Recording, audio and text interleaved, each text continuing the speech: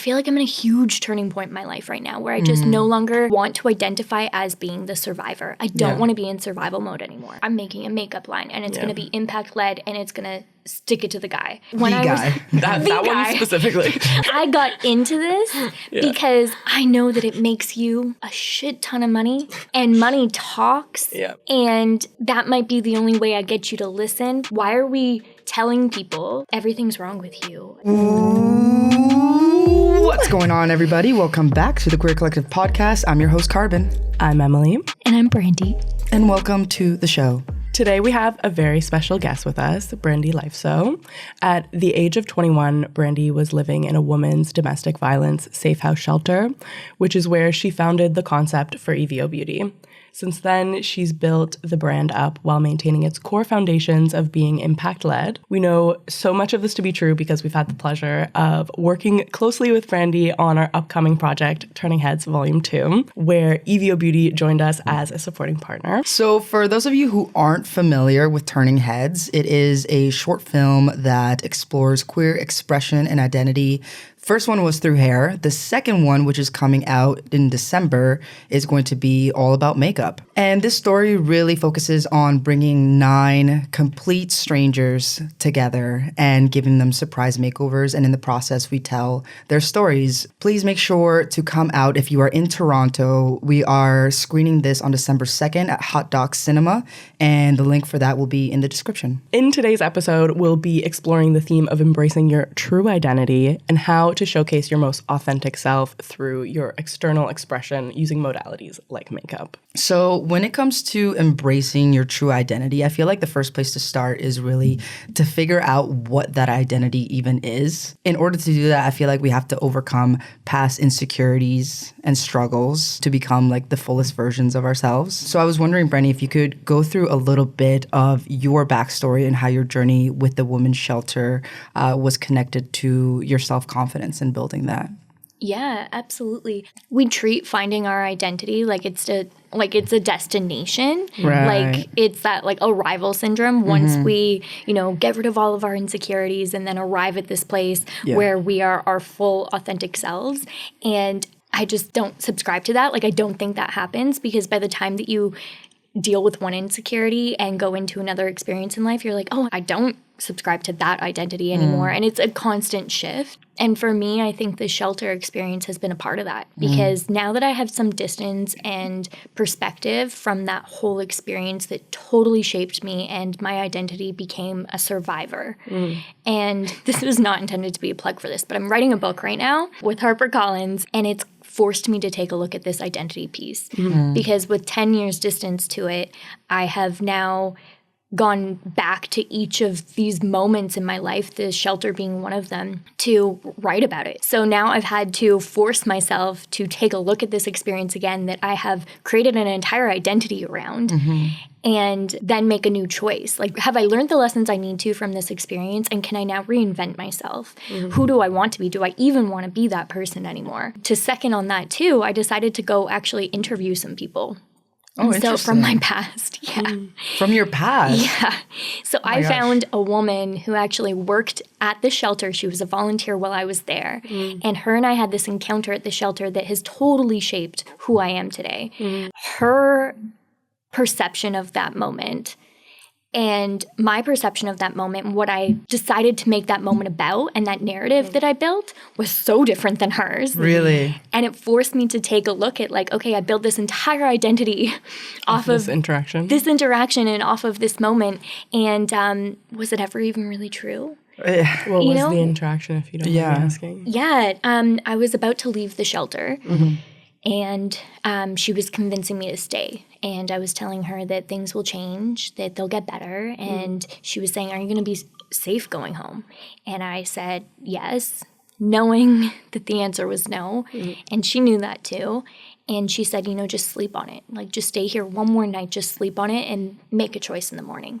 And that to me was like this big moment that I reflected on, that I have literally done talks on, and like, okay, I sleep on big decisions now because, Oh, wow. yeah. And she was like, I just didn't want you to leave because then I was going to have to answer to people like why you left and like your safety. And like, I was only 21 years old. I didn't know what to do. And like, and I was like, why are you volunteering there? And she's like, to get credits to get in school. Like, and Like, damn, I trusted you. God. Yeah. It's like you changed my whole life, like impacted it.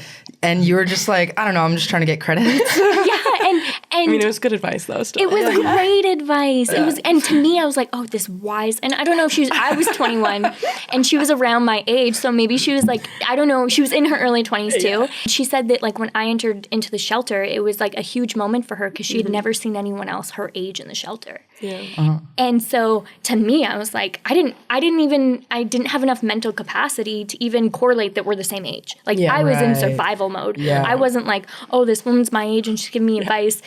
Who's this wise old woman? Yeah. I was, in my mind, I was like, this is just some wise woman who has so much experience because she's seen so many women come through here with so much trauma. And I let that shape me for 10 years until I had this sit down coffee with her 3 months ago. Oh my gosh. You know? So a long answer to your question about like the insecurity aspect of the shelter, I would have answered this question so differently 3 months ago. But this process of having to reflect and rewrite the past narratives that built my entire identity to this point, I feel like I'm in a huge turning point in my life right now where I just no longer want to identify as being the survivor. I don't want to be in survival mode anymore. And not just the shelter, but also like other times in my life. Like I ended school in grade 8. I don't have an education. And even like when I got this book deal, I was like, Yeah, like, am I worthy? I've only ever read 2 I have books. to write. It's like, I'm illiterate. Right? So I was like, this is amazing. But I felt so insecure in myself, which doesn't even make sense because I'm not going to get these opportunities if I'm unable to fulfill them. I'll find a 100%. way. But in my head, I had these insecurities. This is the reason that they're coming to you. Right. Yeah, because you're deserving of the opportunities. Thank you. Yeah. And like also at the end of the day, you have to be proud of yourself. So like make the decisions that are best for you. And if that means, you know, going a completely untraditional route, like I'm here for it. Yeah. Exactly. So speaking of untraditional route, then, why makeup? What got you into makeup specifically? Especially coming out of the shelter. Yeah, I get asked this question all the time, and it's kind of like hindsight. Like I can tell you what I think the answer was now, but like I don't really know why I chose makeup. Were you just like, this is cool? Or like, I was a makeup artist. So like, okay. Yeah. okay, more Brandi lore. Yeah, makes sense. But I think what actually made me be like, I'm making a makeup line and it's going to be impact led and it's going to stick it to the guy was when The I guy. was That guy. one specifically. when I say the guy, I mean like the patriarch.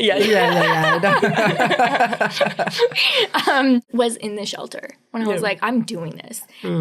Was because I was drawing so many parallels between the abusive, controlling relationship that I was leaving to the beauty industry. And the beauty industry was something that I loved. And so I was like, why are these things so wrong with it? Like, why are we telling people, like this gaslighting nature of telling people that like everything's wrong with you and like your eye bags are too big and your pimples are wrong and your eyebrows need to be darker or all these things. And then we're like, but here's the solution. And like making people think that they can't live without you. And I was in that space where like I would never leave the house without makeup on at that time in my life. And so I'm like, wow, this is kind of controlling and like manipulative in the way that the beauty industry was going about it. I was also hypersensitive to everything and anything at that time because I was having this huge veil finally lifted of being like, what you were experiencing was wrong. So then I was looking at everything being like, what other areas of my life am I experiencing these things that are not healthy, that are not a healthy relationship? And I was drawing those parallels in the beauty industry. So I thought the irony of that is, what if it didn't have to be like that? Because this is something I love. So, EVIO. Well, I feel like it also draws like a huge parallel to turning heads too. It's like reclaiming makeup from the straight cis male gaze, which is what so many of us have been ingrained to think that's what makeup is and that's what makeup has to be for us. But it can be so much more than that, which is really fun. Yeah. Totally. I find it really interesting because a lot of the stories were similar in the sense of like, for some people, not everybody, seeing makeup as like a way to hide yourself. And then now a lot of them are at a place where it's like, it's actually revealing who they are rather than hiding who they are. Create a community around it. That's another thing too. Like the beauty community is so incredible, like so uplifting, so empowering. And so how could there be this incredible community, but the people really benefiting from it and profiting from it and dictating it and dictating the marketing and the campaigns and all of these things, they're not even a part of the community. Yeah, I totally agree. There's just a lot of unlearning that comes along with it. That's a great way to put it, yeah. Today, on like a day-to-day level, what does your experience with self-confidence look like? That's such a great question. And I feel like it's ever evolving also. Yeah. Like, I would genuinely say that only in the past few months I've been like, I don't want to be a survivor anymore. Yeah. I'm done surviving. I want to thrive. Shit. But I also feel like we put so much pressure on having to make the right decision. Yeah. And there's no fucking right decision. True. Like, no decision is going to be right. I mean, there's some clear wrong decisions. But, like, I think that people get so caught up on that. And sometimes that's also why you can get so maybe stuck on taking action towards the person that you want to be because you want to make the right decision. Yeah. And I really think just make a decision. Make a decision. Well, have you seen Everything Everywhere All at Once? The thing is that, like, okay, in that movie, the concept is, like, there's many versions of yourself based on the decisions that you make. But we were following the story of, like, the person that made basically every wrong decision and is the worst version of themselves. It gave me so much anxiety. And so, like, you start to, like, spiral and be like, what if I'm making every wrong decision? What if I'm in that timeline? What if I am her?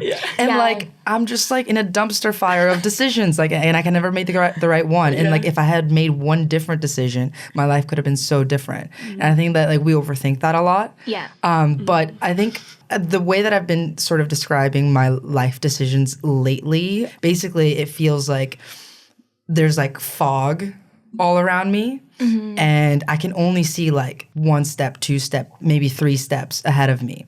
And I take those steps. And as I take those steps, more fog clears and I can see more steps.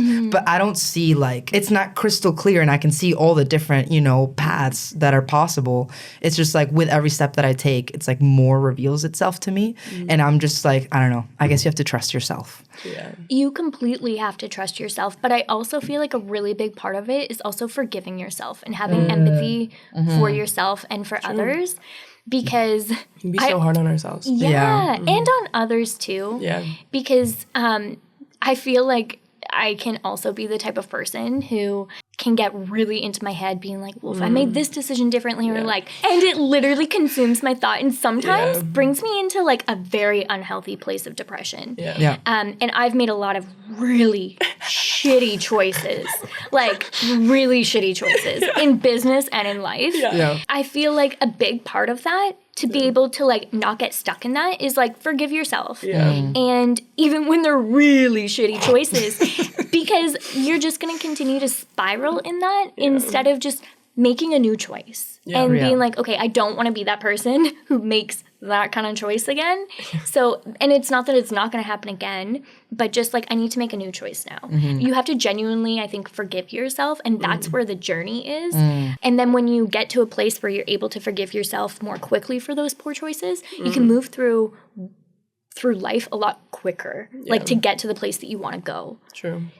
And to become the person you want to become, you know, because otherwise you're just constantly stuck on past choices. Yeah, we're all human. I feel like my biggest battle is how hard I am on myself for sure. Yeah, totally. But I do think that like what you just said is the right answer, is like being able to forgive yourself. Because even going back to the premise of the movie, at the end of it. Back to the plot. Back to the plot. Do it for the plot. Theme of it at the end, the conclusion was that they do forgive themselves and they forgive each other as well. True. And then I think that's how you can like start to make new choices. Yeah. First you have to do that. First you have to forgive Move yourself. past the bad choice. Yeah, move past the bad choice. The next section that we want to pivot into is really about finding more authentic expression. So I was wondering if you could share how you use makeup to express all the different parts of you, and if there are still parts of you that haven't yet been fully expressed or explored.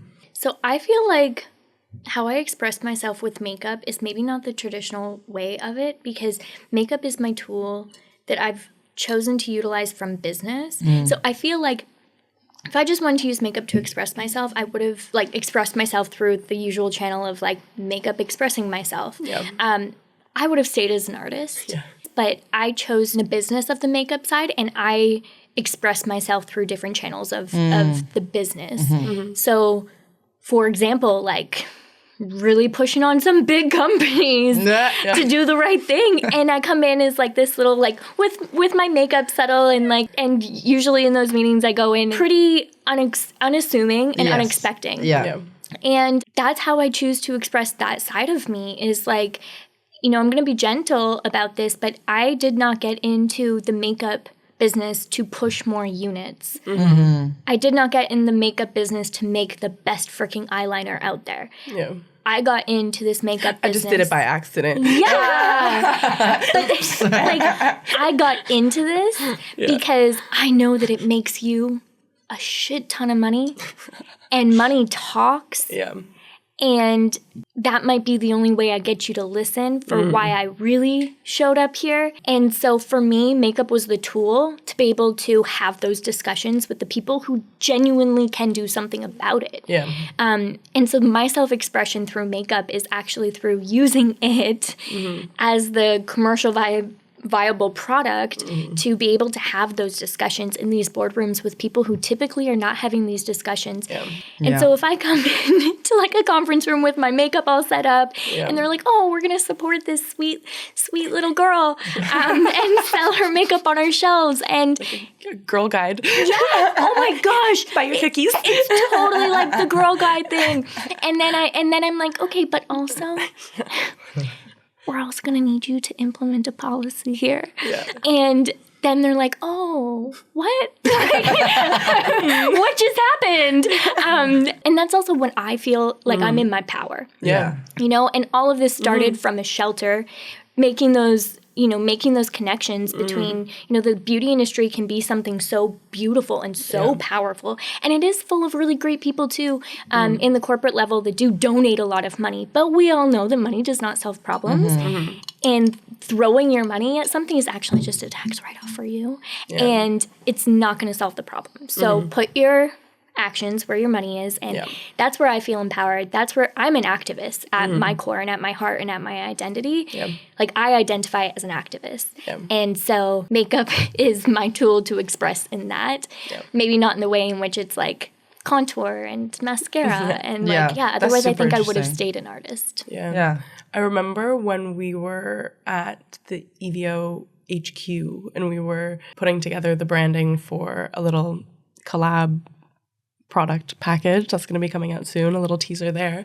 But I remember having a conversation with you where you were talking about having a bit of an alter ego that helps you to like express yourself a little bit more. And I was wondering if you could chat about that a bit too. Yes, her name's Iona, which I feel like is also fitting because like Iona is like, I own this. Like I own this in me.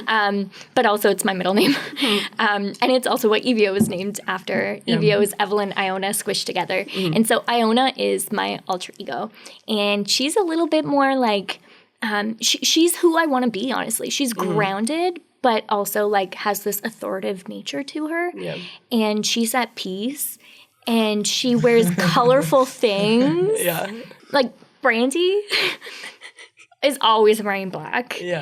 But Iona, I have an entire Pinterest board of Iona and what she looks like.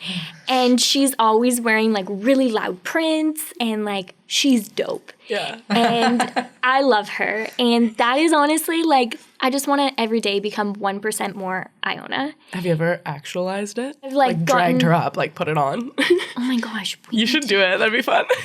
Will you all help me with a makeover? I'm definitely not as good as makeup as you are. But yeah. I can do the makeup part. Well, yeah, it'll just you up. Yeah, I love it. Yeah, I don't think she's ever been fully actualized, but she is who I'm working towards. Yeah. Like, that is my future. Like, to answer one of the previous questions, like, I don't know exactly how to explain her, but I see her, I feel her. But that's also how I've gone about business in life. Like, whenever people tell me, like, hey, well, what's the end goal? And you talk to some people in business, and they're like, once we get to 10 million in revenue. I'm like, once I feel, look, and identify as Iona, then we have succeeded in life and business. So what do you think is kind of getting in the way of you? Like, if the goal is for you to actualize it, what do you think is kind of that gap and is getting in the way for you? You know what? I feel like it's like that 1% growth day over day. And it's interesting because Iona has always been my alter ego. Yeah. Like, since 10 years ago, since like the shelter days. But if I were to look back now and be like, okay, is Brandi today Iona? Probably Brandi at like 21 would be like, if she were to see me today, she'd be like, she's Iona. Yeah, it's like, you got it. The goalpost keeps changing. The goalpost keeps changing for sure. As you become more aware, then you're like, oh, maybe that wasn't quite it. What's holding me back is probably, it's like a double-edged sword because the more aware I come, the more that the goalpost changes. Yeah. And so it's like, I hope that I continue to become more and more aware so that the goalpost of Iona keeps shifting and that Iona, it gives me something to chase. I know that sounds super cliche because it's like that McConaughey's like speech where he's like... Oh, wait, no, I don't know the speech. Do you want to say you have to do it in his voice? Like, no, I'm joking. But yeah, like, you have to do it in his voice. Can you give me an example of his voice? I don't think I can. Nobody can.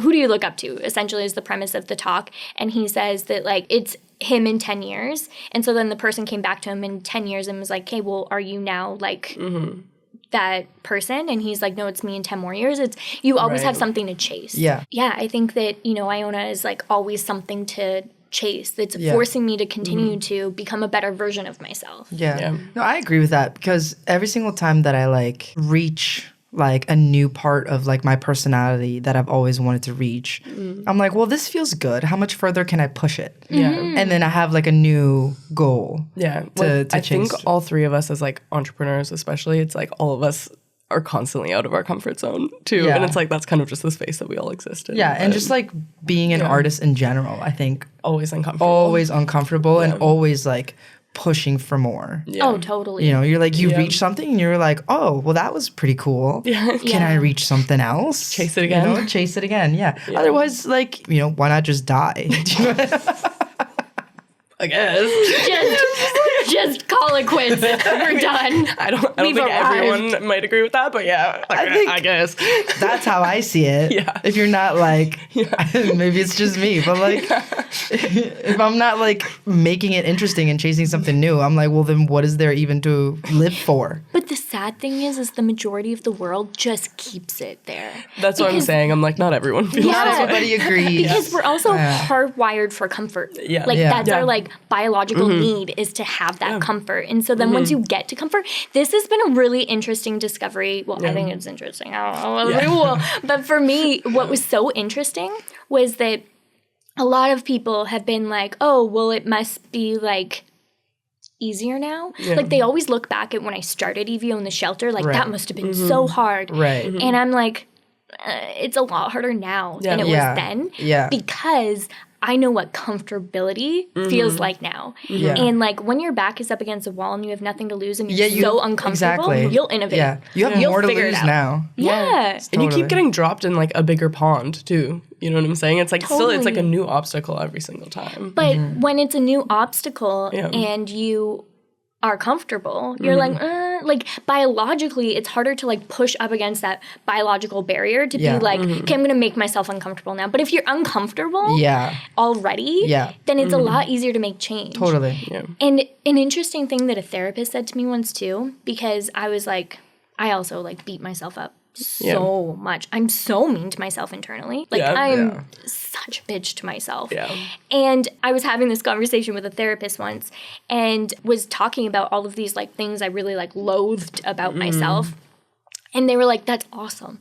And I was like, what are you talking about? And they're like, the fact that you're aware, it's not like all of a sudden you started having these characteristics. Yeah. You've always had them, but the fact that you're aware of them now means you're ready to change them. And so it totally changed. Yeah. They were not 21 trying to get school credits. Actually wise. just as wise of advice. Yeah. And it has totally changed my perspective. When I start to like really beat myself up, I actually have like a celebration for it. And I'm like, damn girl, like you're ready to level up.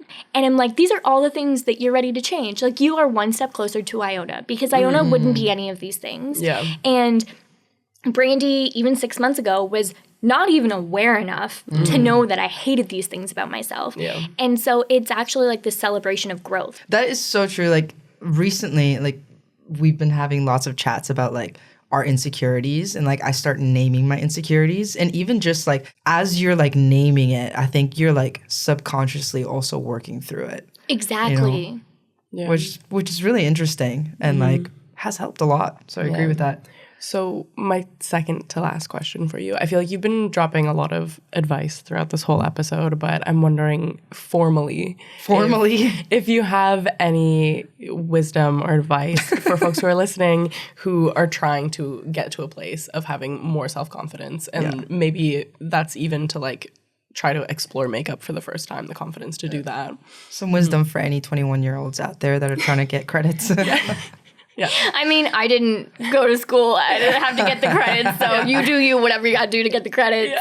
Yeah. I think that sometimes when we look at things as like makeup can be really intimidating. There's a lot of things leading towards your journey of confidence that can be really intimidating. And it sounds so cliche, but like just showing up is like a really big step.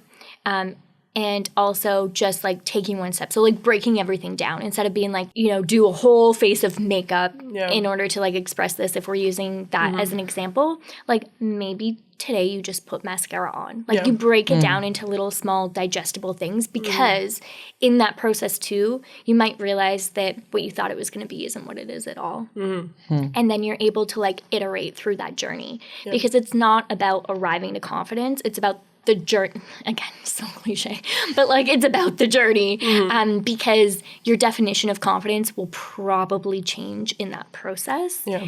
And so even if you went from A to Z and all of a sudden you know, did the thing might not make you feel the way that you were hoping it would because that exploration in the middle is really where the authentic confidence is built. Yeah. And this kind of reminds me of a quote from Turning Heads Volume 2, actually. Plug. But one of our MUAs, Kremina Kuchi, who did, love it. Who did. Say that with a straight face. Yeah. Who was doing drag king makeovers in the film, said to the participant, just remember that it all comes off. So it's really just a chance to explore and experiment and that nothing is permanent. And I think that is a good reminder too when you're exploring. It's like can just be an experience between you and the mirror and just like yourself and your own exploration. And encouraging yourself to mess up. Yeah. Absolutely. You got to be willing to like fuck up. Ride the coaster. Totally. You know, I think a big struggle that we probably all go through, or at least I go through it a lot, is, and I noticed this specifically when it comes to dance. I've been joining dance battles now, I guess, maybe. But I think I'm always nervous to join and enter because I'm like, I haven't trained enough. Oh, I'm not good enough yet. Oh, I'm not ready yet. Oh, like I know that this person and this person's better than me, so I might as well not join. I feel like that can be tied to like literally so many like life experiences and decisions, like people not doing it because they don't feel ready. But the only way to get comfortable with something like that is to just like start doing it more. Totally. And like there's literally no other way to get comfortable with something so nerve-wracking than to do it, because like no amount of training in any other capacity is going to prepare you for that moment. So exactly. Like for the fear of that moment rather. Yeah. You know? So 100%. you got to do it. You got to just do it. Yeah. Okay, our last question for you. I don't want this to end. We're having such a good conversation. So I'm wondering why, when we presented Turning Heads to you, why you wanted EVIO to take part in it and what you hope that folks are going to take away when they watch it. There was a lot of reasons why we wanted to participate and why we were so grateful to even be asked. Because, one, we just really love you guys. And two, I think that it's such an important conversation. I mean, selfishly, everything that I do at EVIO is about my own self-development and my own self-growth and my own journey. And naturally, that's kind of a part of EVIO because that's where the foundation was. It was in my darkest moment where I needed to build up from there. And so every choice that I make at EVIO is a part of that continual development and growth. And so I think that there's times in my life where I definitely hold back and I look to other people for expression, and I often look to the queer community for that expression and for that welcomed nature. And I've been fortunate enough to be so welcomed into that space that it's something that I want to continue to be a part of, like exploring that expression. And I also feel like sometimes I don't have the courage to express myself fully. And if I'm feeling this way, there must be so many other people feeling this way. And also being like a cis white woman who fits into this conformed nature of the male gaze sometimes. Like I recognize that I'm being invited into these spaces because I conform in some ways to this like patriarchal like nature of what their agenda is. And so if I'm able to be invited into those spaces, or if I'm, a part of those conversations, then I want to make sure that I'm being a part of the conversations that also fill me up, that also allow me to fully express, so that little by little, kind of like how 1% by 1% I want to get closer to Iona, I also want to 1% make an impact in the beauty space that hasn't always been so inclusive and welcoming. And not just on the agenda that serves me of like domestic violence policies and impact, but also in one that serves the communities that have helped me. It is a really powerful experience watching people, either whether it's like for their first time or there's someone who's explored makeup for a long time, because it's a mix of different experiences in the film. But it is so powerful being in a queer space and getting to explore that side of you in such a safe container. It's like the things that come out are so special. So I'm really excited for people to see that. I'm so excited to see the film and also just to be at the premiere as well, because I think that there's just going to be so much energy around self-expression and whatever it means to any individual, and hopefully, encouraging people to find the courage to, whether it's their own Iona or whether it's a whole different persona. Like I think that there's just a universal message that Turning Heads portrays so well. I mean, obviously I haven't seen Turning Heads Volume 2 yet, but I saw Volume 1. And so, I think that it's just a universal message for everybody. Absolutely. Yeah. So that's everything that we have for you today. If you want to watch Turning Heads Volume 1, it's on our YouTube channel. It's called Turning Heads. And you can find that in the second link in the description. If you live in Toronto, make sure to come out to the live screening. Again, it's going to be happening December 2nd at Hot Dog Cinema. So make sure you get your tickets. That's the first link in the description. If you enjoyed this episode, make sure to hit that subscribe button and leave us a 5-star review if you are listening on your favorite podcast app. That's everything that we have. And until next time, peace.